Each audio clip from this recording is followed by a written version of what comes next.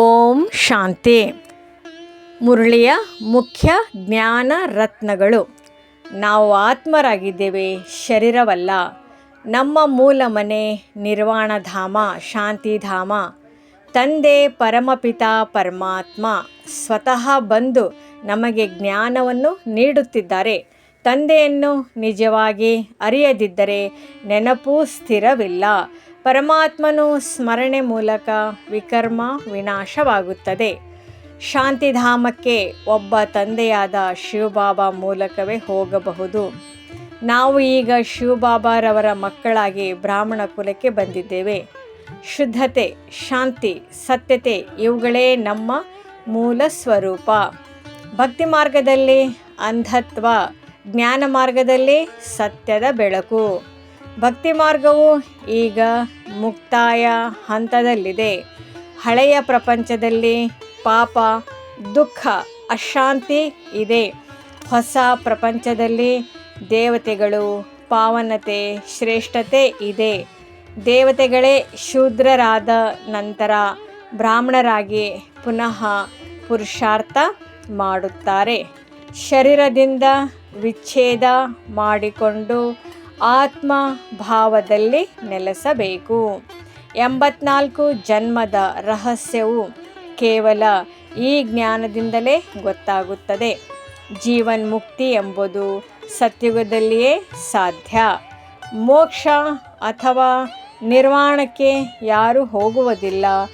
ನಾಟಕದ ಪ್ಲ್ಯಾನ್ ಪ್ರಕಾರ ಎಲ್ಲರೂ ಮರುಜನ್ಮ ಪಡೆಯುತ್ತಾರೆ.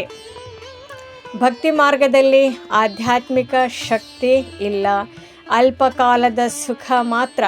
ಪ್ರಪಂಚದ ಎಲ್ಲ ಧರ್ಮಗಳು ದ್ವಾಪರ ಯುಗದ ನಂತರ ಶುರುವಾಗುತ್ತದೆ.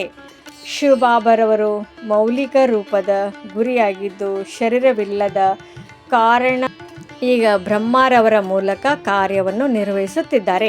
ಈ ಜ್ಞಾನವನ್ನು ಬರಹ ಮಾತುಗಳಿಂದ ಮಾತ್ರವಲ್ಲ, ನಿಶ್ಚಯ, ನೆನಪು, ಧಾರಣೆಯಿಂದಲೇ ಅನುಭವಿಸಬಹುದು. ಈ ಸಮಯದಲ್ಲಿ ನಮ್ಮ ಶ್ರೇಷ್ಠ ಸಂಕಲ್ಪಗಳು ವಿಶ್ವದ ಸೇವೆಗೆ ಉಪಯೋಗವಾಗುತ್ತದೆ.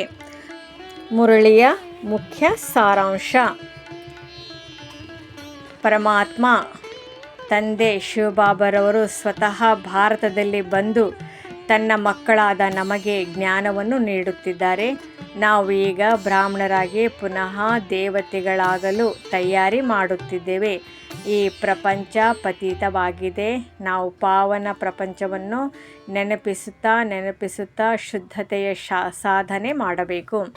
ತಂದೆಯ ನಿಜವಾದ ಪರಿಚಯ ಮತ್ತು ನೆನಪಿನಿಂದಲೇ ನಮ್ಮ ವಿಕರ್ಮಗಳು ಹೋಗುತ್ತವೆ. ಈ ಜ್ಞಾನವು ನಮ್ಮ 84 ಜನ್ಮದ ವೃತ್ತಾಂತವನ್ನು ವಿವರಿಸುತ್ತದೆ. ಈ ಜ್ಞಾನ ಯಾರಿಗಾದರೂ ತಿಳಿಯೋದಿಲ್ಲ. ಕೇವಲ ಬ್ರಾಹ್ಮಣ ಕುಲದ ಆತ್ಮಗಳಿಗೆ ಮಾತ್ರ ತಿಳಿಯುತ್ತದೆ. ಇದು ಆತ್ಮೀಯ ಶಿಕ್ಷಣ, ಭಕ್ತಿ ಅಲ್ಲ. ಅಂತಿಮ ಸಮಯದಲ್ಲಿ ಬುದ್ಧಿಯನ್ನು ಏಕಾಗ್ರಗೊಳಿಸುವ ಶಕ್ತಿ ನಮ್ಮಲ್ಲಿರಬೇಕು.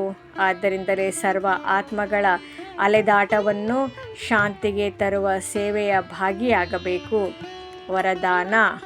ಅಂತರ್ಮುಖಿ ಯೋಗದಿಂದ ಅಲೌಕಿಕ ಭಾವನೆಯ ಭಾಷೆ ಅರ್ಥ ಮಾಡಿಕೊಳ್ಳುವ ಸದಾ ಸಫಲತೆ ಸಂಪನ್ನ ಆತ್ಮರಾಗಿರಿ.